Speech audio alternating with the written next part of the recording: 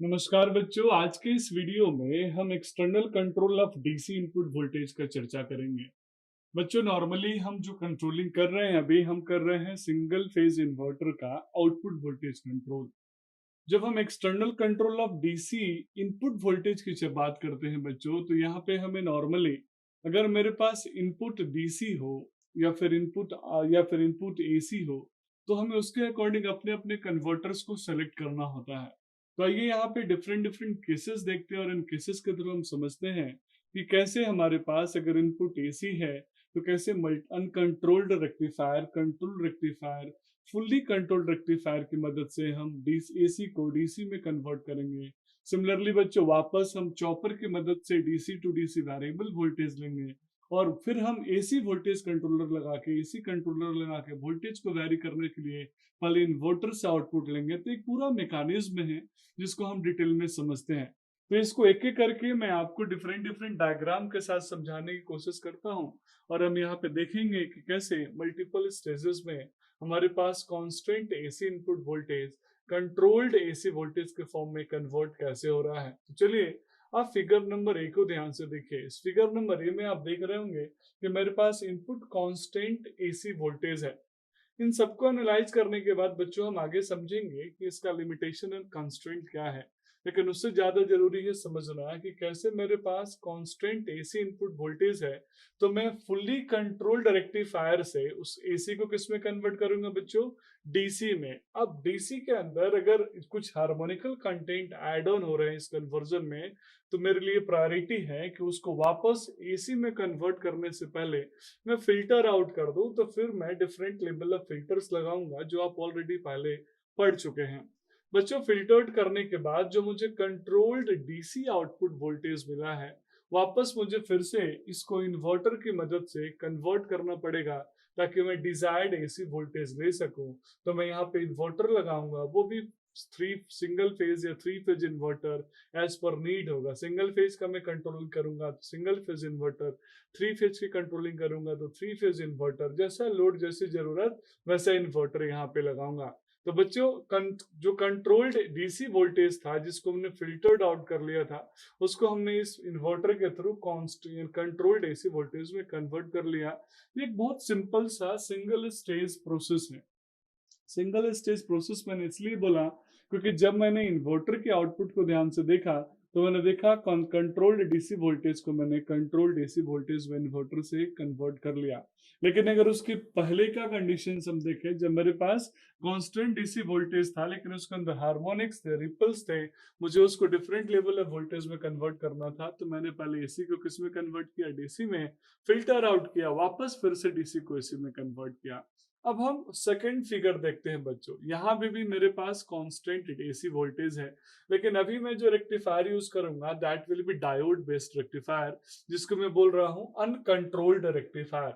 Uncontrolled rectifier के बाद बच्चों जो मुझे एसी से डीसी में कन्वर्ट होकर आउटपुट वोल्टेज मिलेगा, हो सकता है उस आउटपुट वोल्टेज का जो वैल्यू हो वो मेरी डिजायर्ड वैल्यू को सूट नहीं कर रहा हो, मैच नहीं कर रहा हो। तो मैं वापस क्या करूंगा?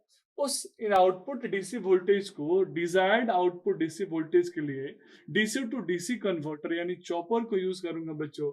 तो यहाँ पे चॉपर इनपुट डीसी को डिजायर्ड आउटपुट डीसी में कन्वर्ट करके दे देगा। और अगर उसके अंदर हार्मोनिक्स है तो मैं फिर से यहाँ फिल्टर आउट करूंगा।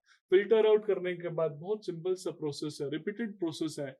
मेरे पास जो कंट्रोल्ड एस जो डीसी वोल्टेज मिलेगा इनपुट में, उसको इन्वर्टर की मदद से मैं कंट्रोल्ड एसी आउटपुट वोल्टेज दे लूंगा।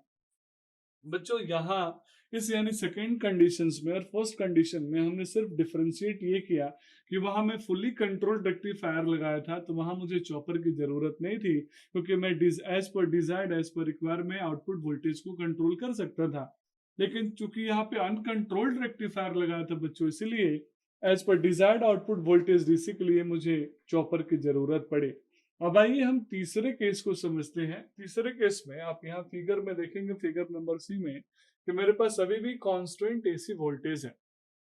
मैं पहले इस कांस्टेंट एसी वोल्टेज को as per requirement, as per desired मैं बढ़ाऊंगा और घटाऊंगा, और उसके लिए मुझे जरूरत है एसी वोल्टेज कंट्रोलर की। तो मैंने एसी वोल्टेज कंट्रोलर को कांस्टेंट एसी वोल्टेज इनपुट दिया और उससे जो मुझे डिजायर्ड वैल्यू ऑफ आउटपुट मिला है एसी में, उसको मैं दे दूंगा रेक्टिफायर को। अब यहाँ क्वेश्चन 2 बनेंगे बच्चों, जिस रेक्टिफायर को मैं आउटपुट दूंगा वो अनकंट्रोल्ड होगा कि फुल्ली कंट्रोल्ड होगा।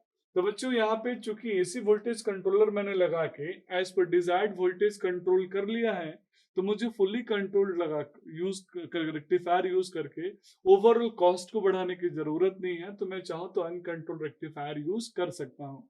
अनकंट्रोल्ड रेक्टिफायर से जो मुझे आउटपुट मिलेगा डीसी, उसको मैं फिल्टर आउट आसानी से कर लूंगा। फिल्टर आउट करने के बाद जो भी कंट्रोल्ड डीसी वोल्टेज मिला मुझे वापस बच्चे फिर से मैं इन्वर्टर कर दूंगा, और इन्वर्टर से मुझे क्या मिल जाएगा, कंट्रोल्ड एसी वोल्टेज। अब इस इनमें और पिछले दो कंडीशंस में बेसिक डिफरेंस ये है बच्चों, पिछले दो केसेस में मैंने पहले एसी को डीसी में कन्वर्ट किया, डीसी में कन्वर्ट करने के बाद हमने वोल्टेज को चेंज किया एज पर नीड, उसके बाद फिर मैंने वापस एसी में कन्वर्ट किया। तीसरे वाले कंडीशंस में मैंने क्या किया, मैंने इनपुट एसी वोल्टेज लिया, पहले उसके वोल्टेज लेवल को बढ़ाया और घटाया एसी वोल्टेज कंट्रोलर से, फिर उसको अनकंट्रोल्ड रेक्टिफायर से मैंने डीसी में कन्वर्ट किया। तो कहीं ना कहीं मैं उन दोनों के कंपैरेटिवली देखूं तो इसमें मैंने जो वोल्टेज का मैग्नीट्यूड है, जो लेवल है, वो एसी को एसी में ही बढ़ा दिया और घटा लिया। अब हम चौथे केस को देखते हैं बच्चों। चौथे केस में आप देखेंगे मेरे पास फिगर डी में कांस्टेंट डीसी वोल्टेज है इनपुट, और मुझे कांस्टेंट एसी वोल्टेज आउटपुट चाहिए। तो एक लेवल आसान हो जाएगा यहाँ पे। कैसे आसान हो जाएगा कि यहाँ पे अब मुझे रेक्टिफायर की जरूरत नहीं है। अगर मेरे पास कांस्टेंट एसी वोल्टेज था तो मुझे रेक्टिफायर लगा के डीसी में कन्वर्ट करना पड़ा था, फिर उसके बाद में फिल्टर आउट किया, फिर उसके बाद इन्वर्टर लगाया। यहाँ पे कांस्टेंट डीसी वोल्टेज ही है बच्चों, तो मैं आसानी से चॉपर से उसके वोल्टेज लेवल को बढ़ा सकता हूँ और वोल्टेज लेवल को घटा सकता हूँ। जो भी मुझे डीसी आउटपुट वोल्टेज मिलेगा उसके अंदर जो हार्मोनिक्स होंगे मैं फिल्टर लगाऊंगा, फिल्टर लगा के उसको हार्मोनिक्स को रिमूव करूंगा, और फाइनली कंट्रोल्ड डीसी वोल्टेज जो मुझे मिलेगा उसको मैं इन्वर्टर को दूंगा, और वहां से मुझे वापस कंट्रोल्ड एसी वोल्टेज मिल जाएगा।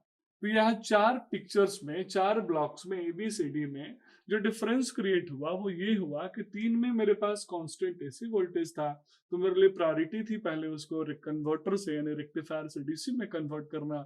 और अगर मेरे पास चौथे केस में आप देखेंगे कांस्टेंट डीसी इनपुट वोल्टेज था, तो मुझे उसको कन्वर्ट करने की जरूरत नहीं थी। अब कुछ लिमिटेशंस भी हैं इस मेथड के।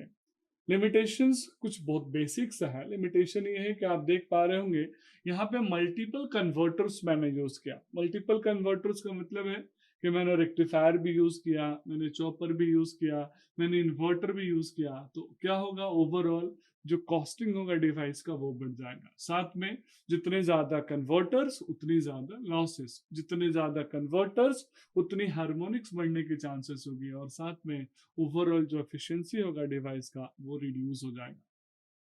अब दूसरी प्रॉब्लम में यहाँ पे रिपल्स जनरेट हो रहा है, रिपल्स यानी हार्मोनिक जनरेट हो रहा है, जिसको फिल्टर आउट करने के लिए मुझे फिल्टर सर्किट की रिक्वायरमेंट है। और आप जानते हैं फिल्टर सर्किट काफी कॉस्टली आता है। मींस ओवरऑल इस मेथड को अडॉप्ट करने से ओवरऑल डिवाइस का जो साइज है, वेट है, और उसके साथ साथ जो कॉस्ट है वो इंक्रीज हो जाएगा, लॉसेस बढ़ जाएंगी, तो डिवाइस की जो एफिशिएंसी है वो डिक्रीज हो जाएंगी, कम हो जाएंगी।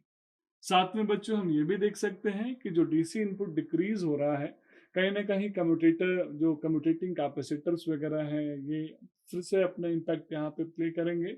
और ओवरऑल मैं बोल सकता हूँ कि as the DC input is decrease, the commutating capacitor voltage also decreases. तो capacitor, commutating capacitor voltage decrease होना ओवरऑल बेनिफिशियरी नहीं होता है अगर हम कंट्रोलिंग के प्रोस्पेक्टिव से देखें। तो बच्चों इस तरीके से मैं बोल सकता हूं कि इस मेथोडोलॉजी में यानी external control of DC input voltage में हमारे पास लिमिटेशंस सिर्फ इस टर्मिनोलॉजी में है कि वो डिवाइस की ओवरऑल कॉस्ट बढ़ रही है, और साथ में लॉसेस भी इंक्रीज हो रहे हैं यानी एफिशिएंसी डिक्रीज हो रही है।